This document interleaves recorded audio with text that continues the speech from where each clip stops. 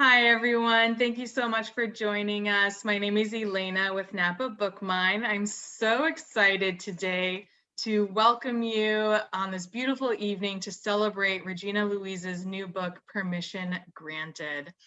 Regina Louise is the author of this book, Permission Granted, and the best-selling memoirs, Somebody, Someone, and Someone Has Led This Child to Believe, which were made into the award-winning Lifetime movie, I Am Somebody's Child, the Regina Louise story, which was nominated for a 2020 NAACP Award for Best Director.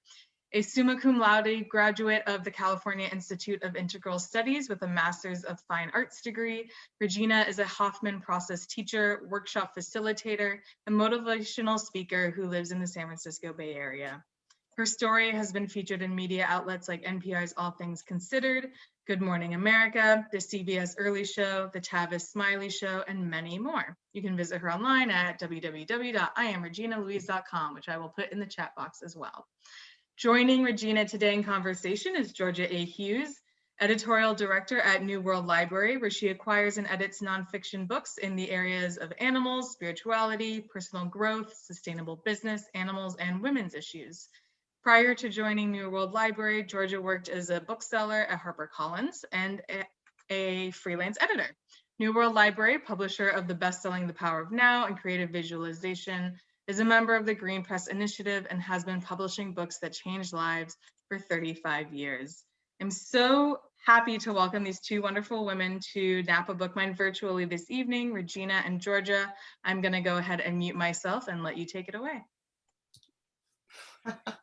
Hi, Regina. It's so great to see you in this setting instead of over the phone talking about the latest whatever needed to be done on your book.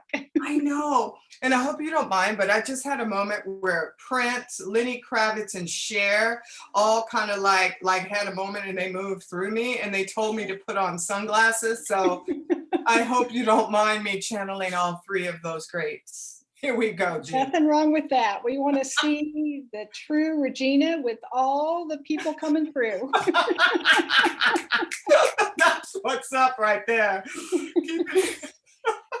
So one thing I'm curious about in your process of writing this book, memoirs are one thing, nonfiction, this type of nonfiction is something different. And I'm just curious, what was the most different aspect of writing this book compared to the memoirs? And this is going to be a multiple part question. What was the most different about it? What was the most fun and what was the most challenging aspect of writing a different kind of book from your previous books? Thank you. Great question. I think different and challenging go hand in hand for me because as a memoirist, the challenge, the task is to, especially if one is writing about their experience. So I had some tenure in writing about my experience and, the second book was different from the first, and I got better at not just telling my story, but creating an experience that allowed the reader in a way, hopefully where it wasn't just about voyeurism, but where they, because of the universal themes explored, love, loss, belonging, they could then experience themselves in that.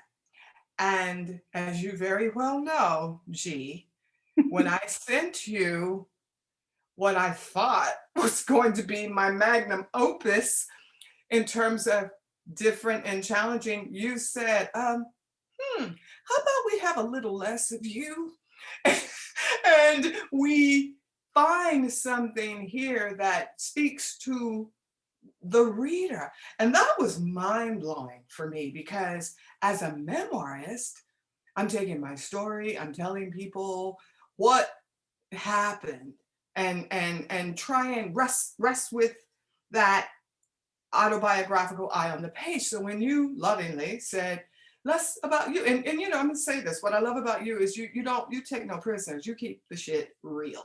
So it was good for me because it was like it was like a triple master's in the work, because what I never learned in grad school, I learned in the process of taking what was difficult, finding a way to include other people in the experience and the strategies that I was exploring.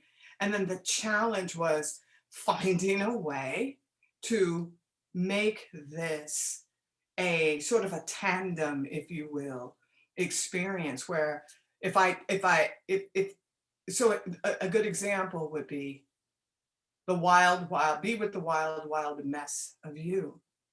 Well, I explored that, I dealt with that, and then even using the second person you was different, because in the autobiographical I, it's I everywhere.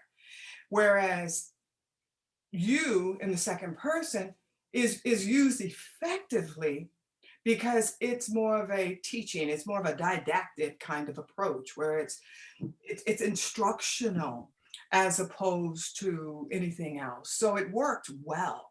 And then the fun, if you will, so let me just tie that up. So the challenge and the difficulty were one and the same. And that was basically finding a way to identify and hold the thread of the I, the thread of the you, loosely working simultaneously to create themes that were more universal, more instructional. So if I could use the I to say, I've experienced this and you can too. I can get through this and you can too. And then this is how you can get through it. So then that followed with the pause to consider. That's how we were able to bootstrap. What is that? That verb of that old American verb of making something out of nothing and getting it done. So the fun was figuring out how to write a personal growth book out of scratch. That was fun to me. And listening to spirit guide me, because between you and my instinct, this book was written on pure, unadulterated instinct. I could not find books. I could not find books to give me an example. So I literally had to ride or die with instinct. Well, it's interesting what you say about the me asking you to take you out of it, because I also remember another stage where I felt like you had taken too much you out of it. And you have a lot of stories woven in about your life, but you also have a few stories of other people who granted themselves permission to do something that other people didn't think they were capable of doing or tried to stop them from doing, in the case of Nelson Mandela, for example. And I think that one thing that I think is so wonderful about the book is how you did manage to do that, how you do weave in not only the permission that you granted yourself, but how other people grant it. And through that, you help people grant themselves the permission. Right. So I just wanted to say, it's interesting how that what you recollect and what I recollect aren't exactly the same stages of the book. Right. Right. So because I think books are so important, I'm curious, you had a very challenging life. When you were young, were there any books that helped you get through that? Were there stories that you heard? Any sort of parts of books that you remember from your childhood that kind of helped you or inspired you? Sure, beautiful question. But before I answer that, I just want to make a notation. It's so interesting when I hear people say that I had a challenging upbringing. The interesting thing is, I didn't quite get the fulcrum of that until I was on set of watching the movie Made. And when I looked around one day and I saw literally grown men bawling, and I couldn't quite figure out what was happening because I had came onto set while a very, very, very intense scene that came off of another scene and another scene. And I overheard the director talking to the cinematographer, and it literally floored me when I heard her say loud, "This is a dark story. This is hard, dark and hard." And I remember my feelings got so hurt. I was so devastated that people really saw my life as hard, and I never did. And I remember going back to my hotel room and thinking about, I don't understand what they're saying, you know. And I was an adult. This was only 3 years ago. So anyway, I just wanted to give a little context and backstory to that question that you posed, because it's all relative, right, to one's perception and Yeah. perspective. So I That's a just very thank good you for point. saying that. Thank you for saying that. No, that's a great way to, anyway, but go ahead. I'm Yeah. curious about So books. in terms of what, yeah, man, I was thinking about Huckleberry Finn today, actually, because that was my book. Sometimes I was Huck, sometimes I was Jim the slave. And I loved how they seemed to work synergistically to me to save one another. I Mm. think I think the idea of, I think Mark Twain, Samuel Clemens, for him to hoist some of the largest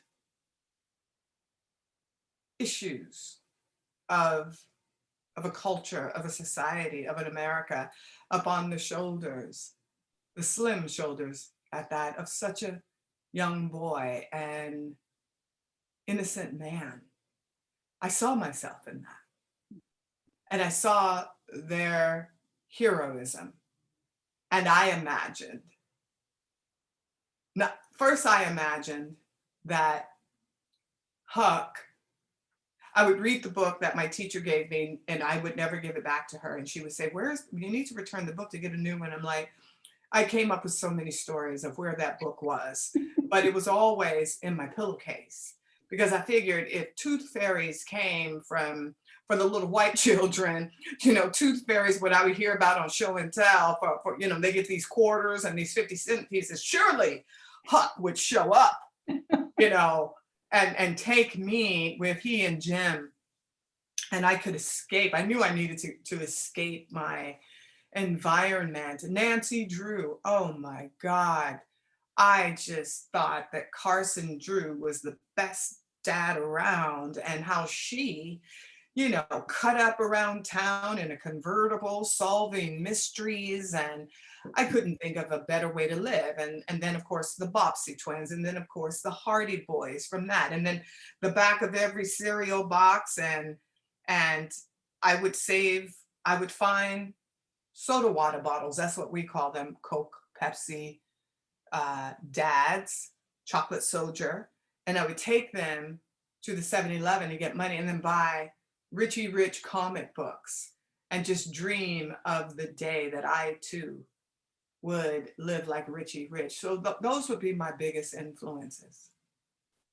Thank you. That's wonderful. I love hearing about how people find stories. And, you know, your book, I want you to read for our group of people, because I think that your writing is so powerful, and it's hard to say in a conversation exactly how well you weave together not only the story, the heroism of that you saw as a child elsewhere, but also how that can be embodied by each of us Mm. with your guidance and with our own support. So which one do you want to read? I'll read this one first, because maybe you'll find another opportunity for me to read, but I'll read page. So this is out of the strategy. Let me find the strategy. Right, you can't read with your shades, huh? No, I couldn't. So I believe it's strategy number 3, kick-ass strategy number 3, stand in your dignity. I'm pretty sure. Mm-hmm. No. So this idea, wait. I have to be accurate. Nope. Wow. Oh. It's, I'm sorry. I thought I was on 65. It's kick-ass strategy number 1, BYOP. Now see what, okay, see why I love this is because BYOP could mean bring your own permission, bring your own pretty, bring your own power, bring your own privilege, right? You know how they BYOB? So BYOP, it's about that. So I will read from page 45. What I am asking is for you not to allow anything to get in the way of your happiness, to stave off your unwillingness to be on the cutting edge of your incredible personhood. On that cutting edge of growth is where change happens. Often, it feels so much easier to give up, to hand over your power, to trust yourself to someone else. This act of self-abandonment and self-sabotage happens all the time. I get it. Many of us have been led to believe that other people's opinions are more valuable than our own. Sometimes on our journeys, we unwittingly enlist the guidance of our lowest common denominator, our self-deprecation, the tiny voice that is the advocate of all your letdowns, your disappointments, your belief in not being good enough. And in doing so, we end up so desperately seeking the protection of the queen bee in someone else. We look to her to give us license to be cool, to be on fire. We turn on ourselves. We hand over our divine shine in exchange for standing in the dimly lit shadow of an exalted tormentor. How many Hollywood films are based on this hackneyed trope of using class, privilege, and one-dimensional standards of beauty to hijack unsuspecting victims out of their sense of self-knowing and self-worth? To date, the blockbuster film Mean Girls has raked in more than $130 million. Pause to consider. Why do you think we give ourselves away?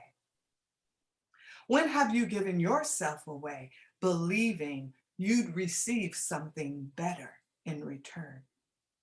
What are you really hoping to get from a one-sided relationship? How do these patterns of self-abnegation show up in your life? Thank you. I think that what's very powerful about this, and I hope everyone will stop for just a moment, do that pause to consider, and think of something that maybe in the next 3 weeks, you're going to give yourself permission to do, because you're being inspired by Regina and you're being empowered. So you're going to bring your own power, you're going to bring your own pretty, you're going to bring your own permission. I mean, there's got to be lots more P's, but bring your own pep. But and you know what? In this day and time, bring your own privilege. Yes, that's a great one. Bring right? your own privilege. You know, too many times I have walked through a room where I am the only woman. I am the only woman of color. And the fact that I have the confidence, the self-belief, that privileges me to go where I want in order to stay solvent, to stay in resonance with my dreams, because oftentimes my dreams may not be found in places that uh, uh, might seem familiar. I go where my dream takes me, and that allows me to do so in a privileged way. I can bend the construct of privilege. I can bend that to a certain degree to my will. So It's wonderful. So that actually is a great segue into one of my next questions, which is, you say in this is never give up on yourself. I can't I might have the wording a little bit wrong, but I think another part of the book, of the granting permission and permission granted, is it's not just about when things are going easy for you, and how, in fact, some of the time where you've created these opportunities, you've sought these opportunities out, you've found what you consider to be the epitome of your dream, it doesn't quite work out well. And you have things that happen, as we all do. And I'm just going to mention two examples that stood out for me in the book. And one is when you, but then things aren't so perfect, and there has to be a little bit of readjustment. There has to be looking a little bit more at some of the other details. So one of those dreams of yours that you accomplished, and then it wasn't quite the joy that you expected, was when you became a hairdresser, and when you were studying hairdressing in a very prestigious situation, but encountered some obstacles. And the other one that I'll mention is the Writers' Conference, where again, you're in this beautiful spot and exactly where you want to be, and the reactions around you make it no fun at all, and it creates yet another place and another way for you to grant yourself permission and also to not give up on yourself. right. So I just am curious about what you would like to share about those two experiences, if Right. anything. Right. You know, something that I've actually been working on lately,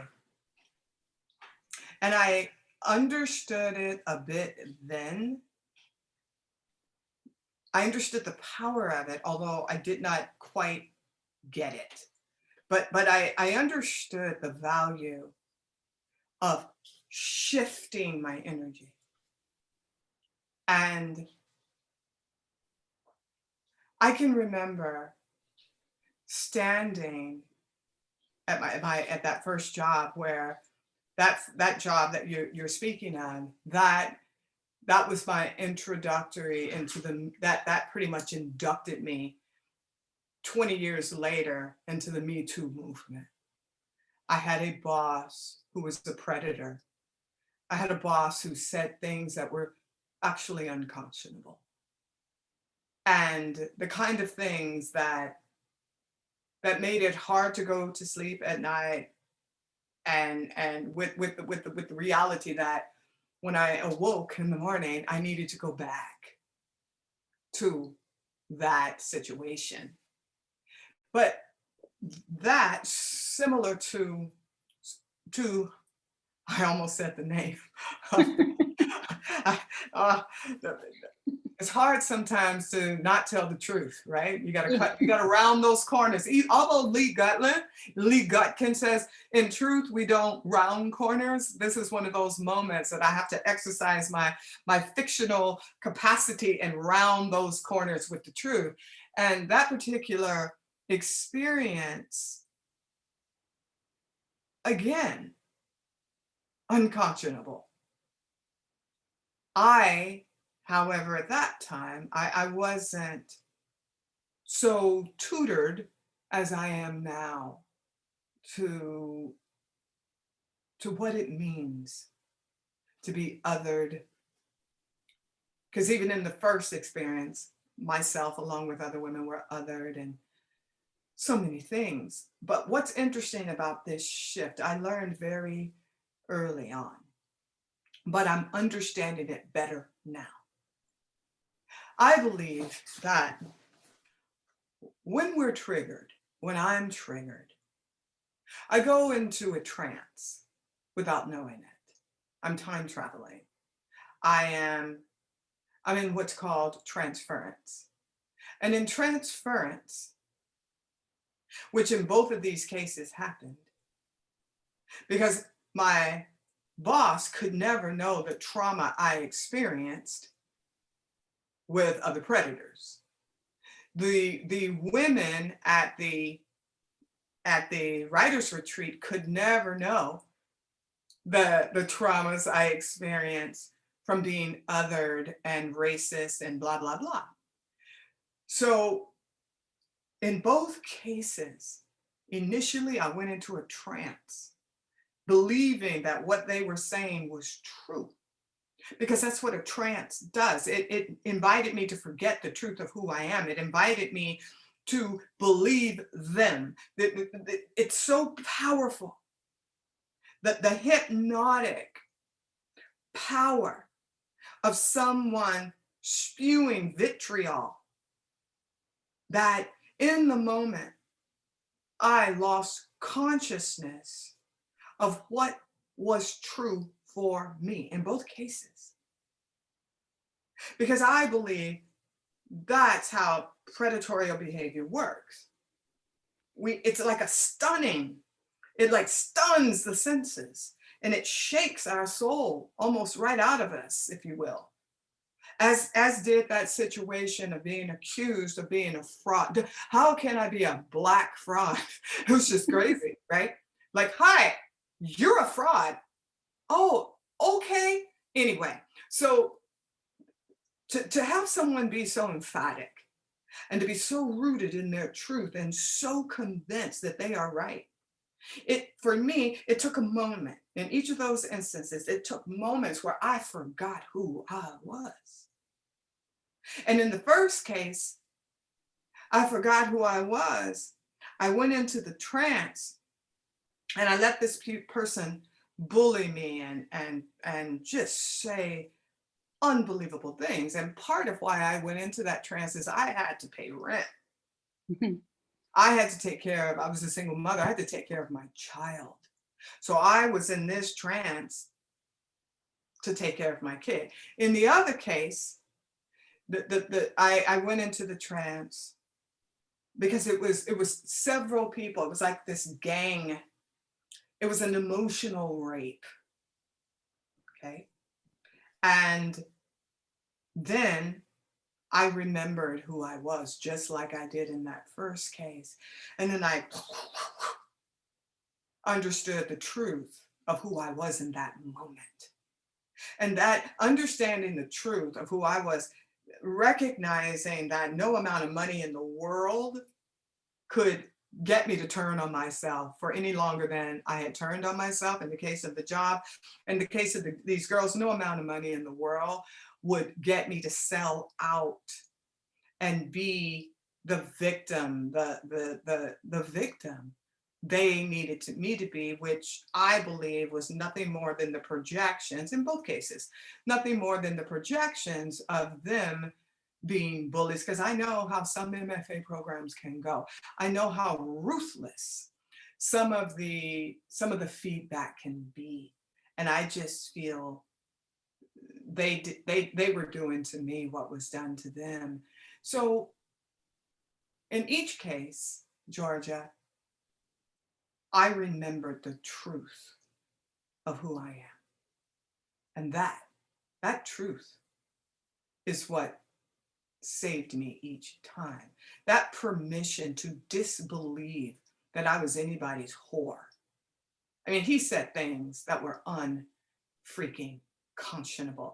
And because everybody around me watched it happen, it was easy to think for a moment, okay, to be in this like Stockholm syndrome kind of thing. But it was also seeing that same thing that everybody was in on it that forced me to recognize they're all wrong. That's not easy to do. They're all wrong. That's not me. He's not going to do that to me, and I'm not going to allow that to happen, no matter what it takes. And then the same with the women. No, you're not right. Well, And then there is something about, I think, with bullies and with the situation in many times when people are responding to us in that way, I think, and maybe you'll be able, is we often feel like frauds and other people feel like frauds.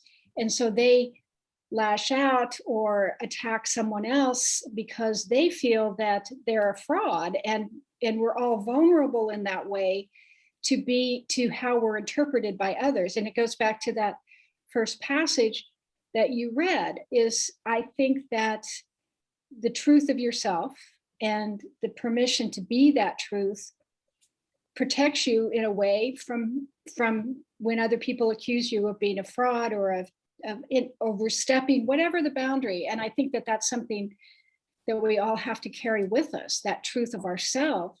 right.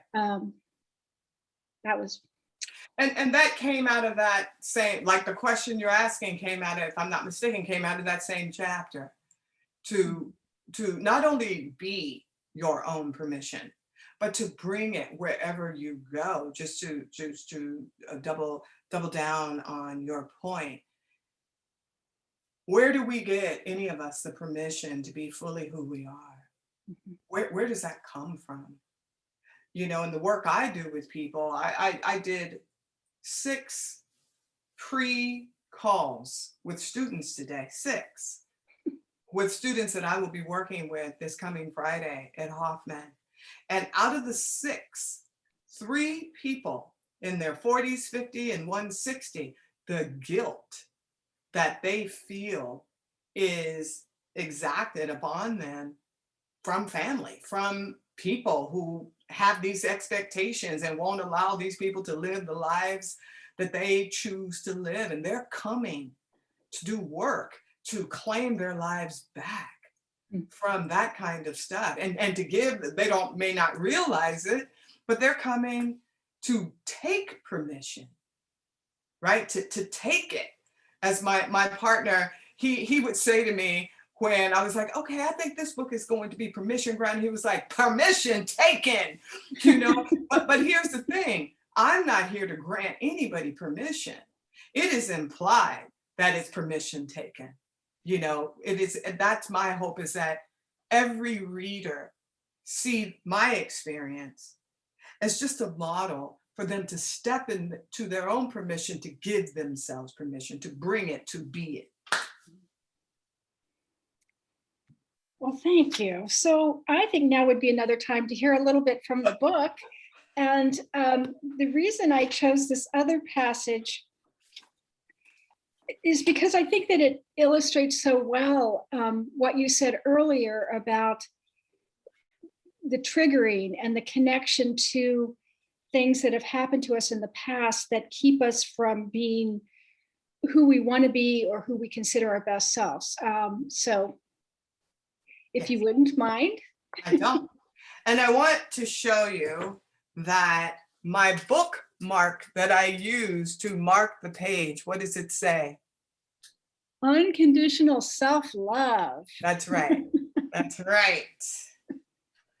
Yes. That's wonderful. So this is from the strategy number 2, and it's emphatic.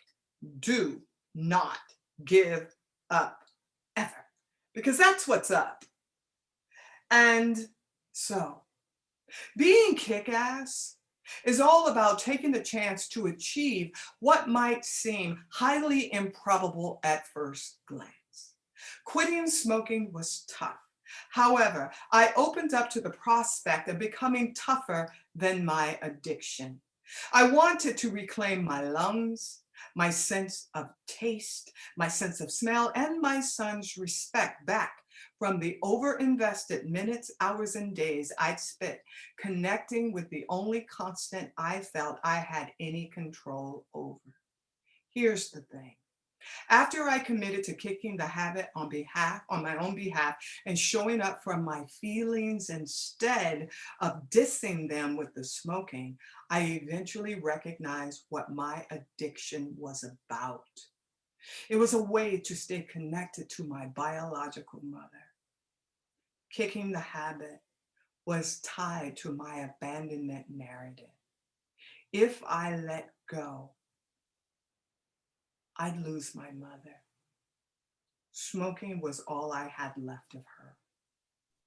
As a young girl, and in the measly amount of time I spent with my biological mother, I was put in charge of lighting her cigarettes.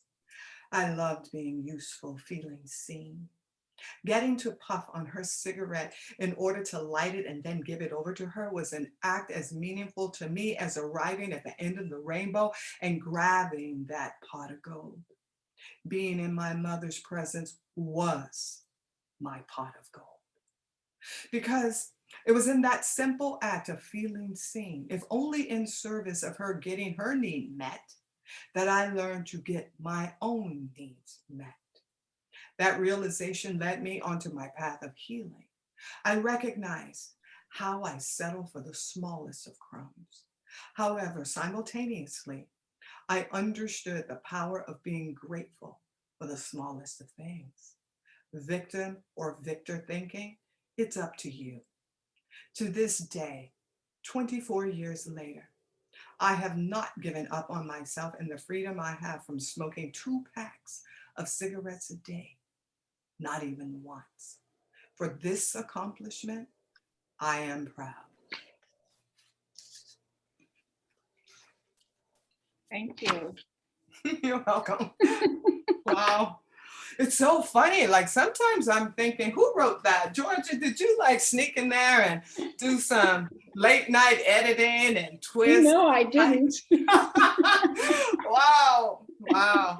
You got me over here feeling some kind of way. Why do the people who interview me seem to know how to go right to that sweet spot where you got me feeling some kind of way over here? It happens all the time. Well, you're doing the same to us. I just want to say that. I've read these words many times, not as many times as you. And I still, I mean, because you know how to get to the truth. And I think that that's such a vulnerable and powerful place to be at the same moment. And it's not something we see all the time. So back at you. Yeah. And and I know that you're the one supposed to be asking the questions, but I do want to say this because I've been answering it a lot. And people, I don't know if you're going to ask this, even though you told me what you might, I still don't know. But one of the things that I've recognized that is very, very powerful for me, and I'm beginning to see the power of it in terms of how this book was really born. And I think there are so many ways that the book is born, and so much depth and so many reasons. And one of those depths is I can remember being in solitary confinement, no windows, no handles on the doors. And the only thing that came into the room was the light that came over the threshold and the promises that I planted, the promises I made to my deepest self that I planted into that light. And I believe that my permission to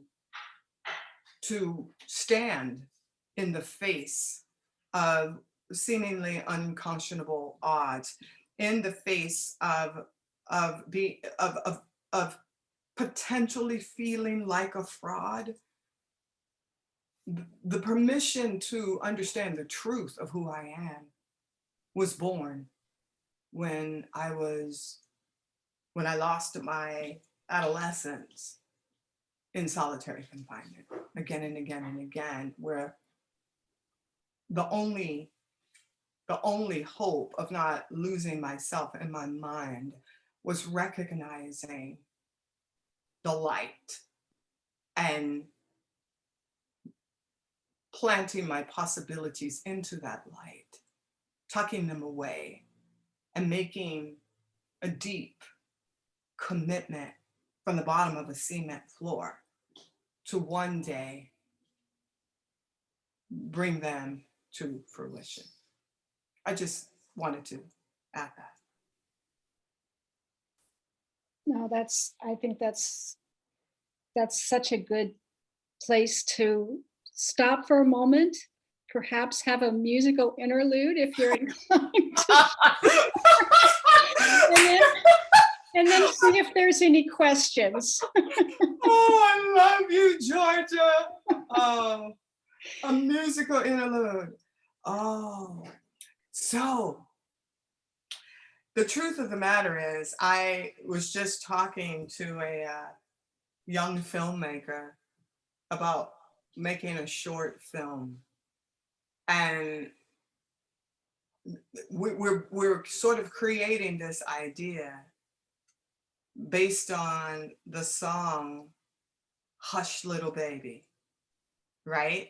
And so while you guys are trying to figure out if you have any questions, I want to, it might be called, okay, here we go.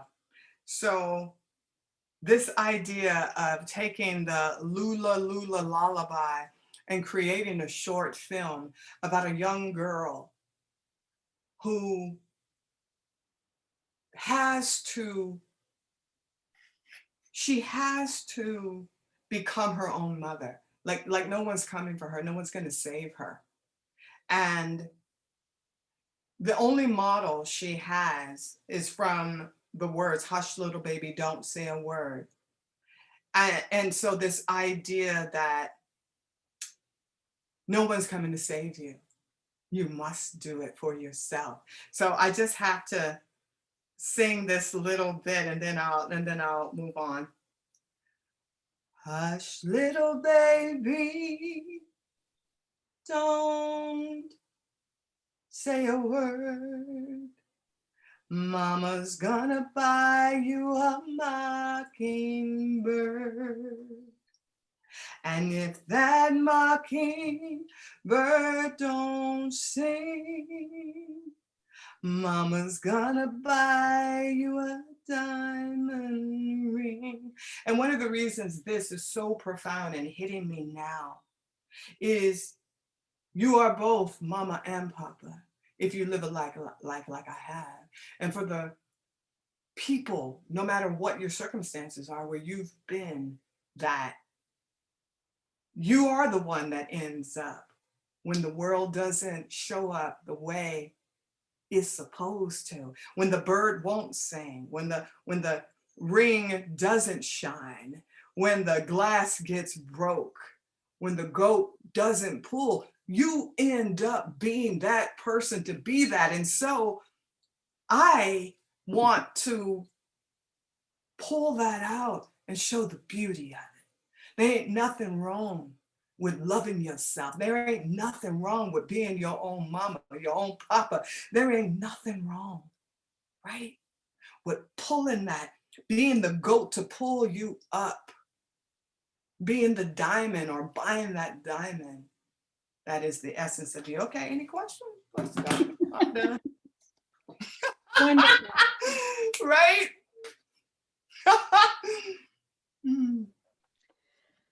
Come on, So y'all. if anyone has any questions, you're welcome, of course, to put it in the chat box, or you are also welcome to unmute yourself and have a little chat with us as well. Yeah. Don't be shy, y'all. I'm not. It always takes a few seconds for the first brave soul, and then they start rolling in. I know people have stuff they want to talk about.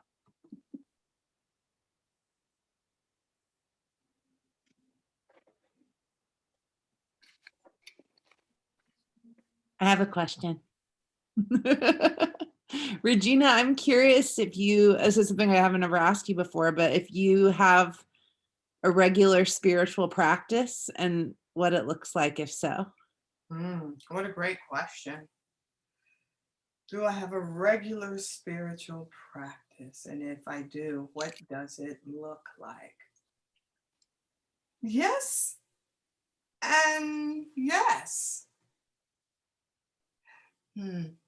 I've come to see, Skip, that every breath I take is a spiritual practice.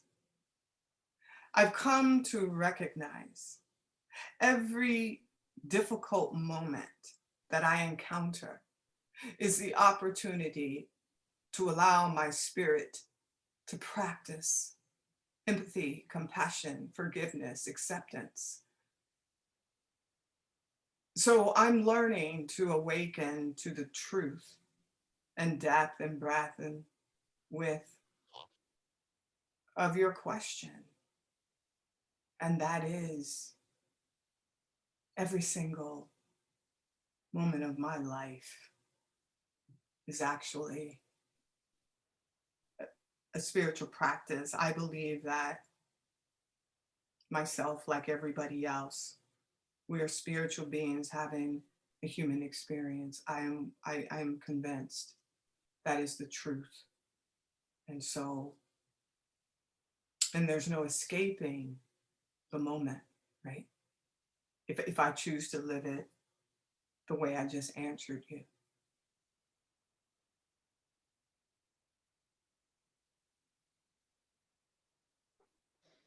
Thank you.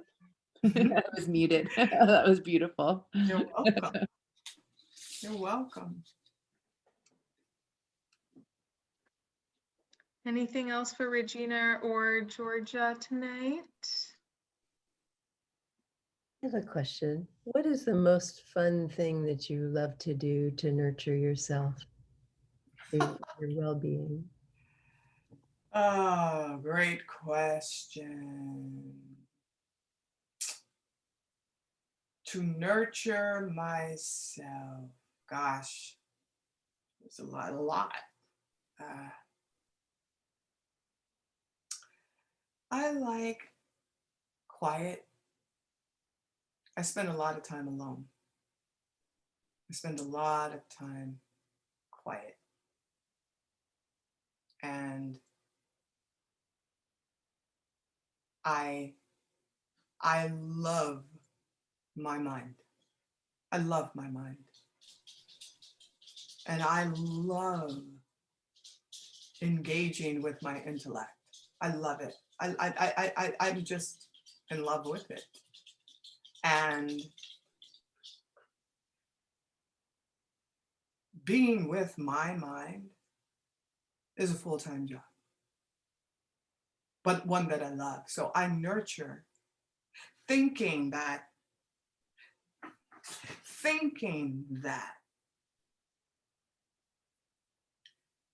to some, I was a throwaway child. I remember my first editor saying, I have a better name for your book, not somebody, someone, come on.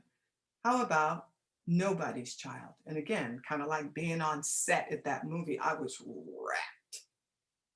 And I just said, no, because that's not true. So how I nurture myself, apart from the pedestrian ways of meditating and all that stuff, which is great for those people who it's great for. It's not my thing.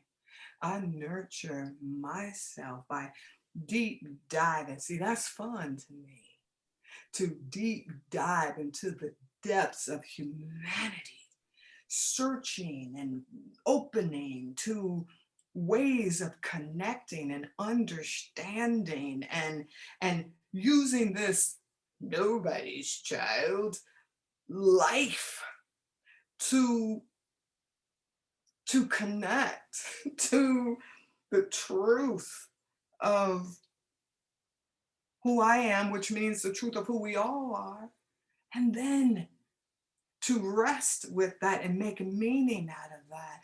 And then give that over as a gift. Now that to me is nurturing myself.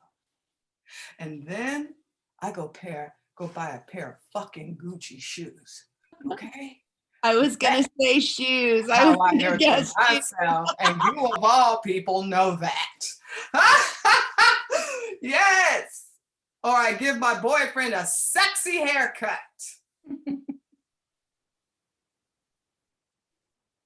Any other questions? Be careful what you ask. Yeah.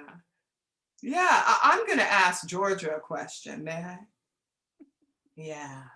Georgia, what was it like for you to work with me on this project? I loved it.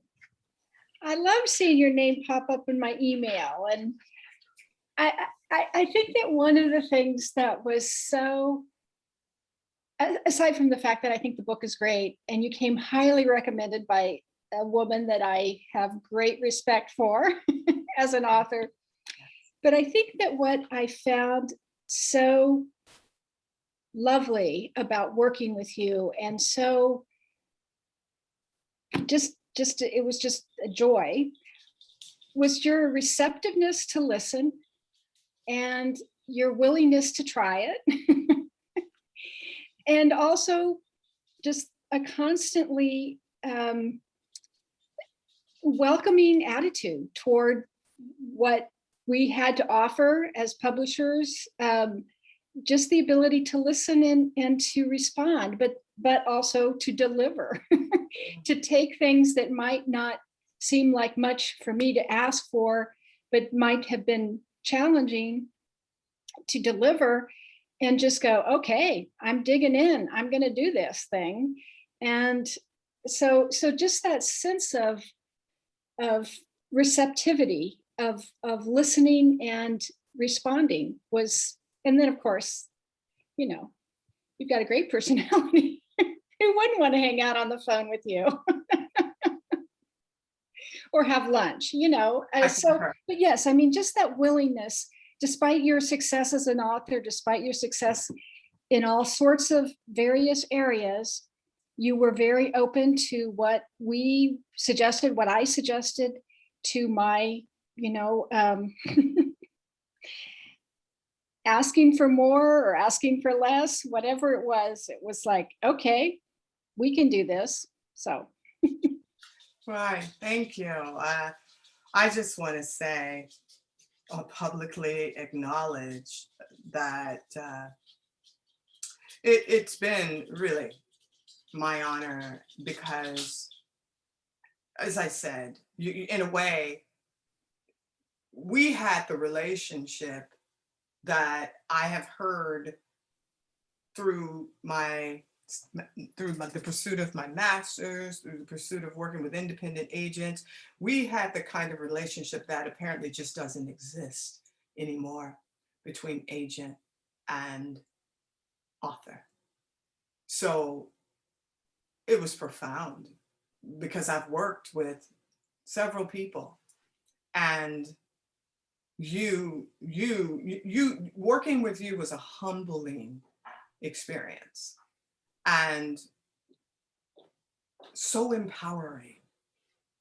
And what was really incredible was how oftentimes the very permission I needed as I was writing, sometimes you would even say, yeah, give yourself permission.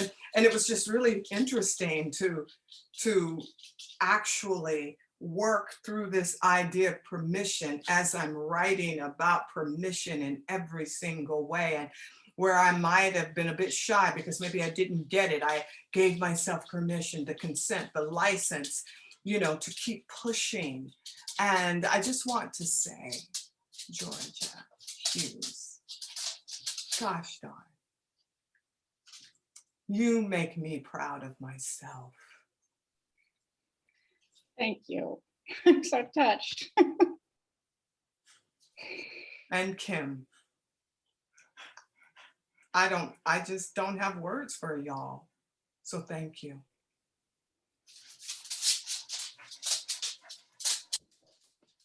So I'm good. Elena, if we're good, I'm good. I was gonna feeling say, I great always love emotion. ending, I love ending on a mutual love fest. So I feel like that's a pretty good ending spot unless there's anything else that anybody really wants to say. Mm, I think it's Thank been you all. said. Thank you. It's been Thank said. you, Thank you. Napa Book Mine too. Thank Yes. you very much. Yes, Naomi and Elena, thank you so much. Much love. And I'll see you the next go round. Thank you. Thank you, Regina. Thank you, Georgia. Thank you, everyone who joined us this evening. We do have Regina's book for sale at the bookstore. So if you want to hop on in, napabookmine.com. And I just wish you all such a lovely evening. Thank you.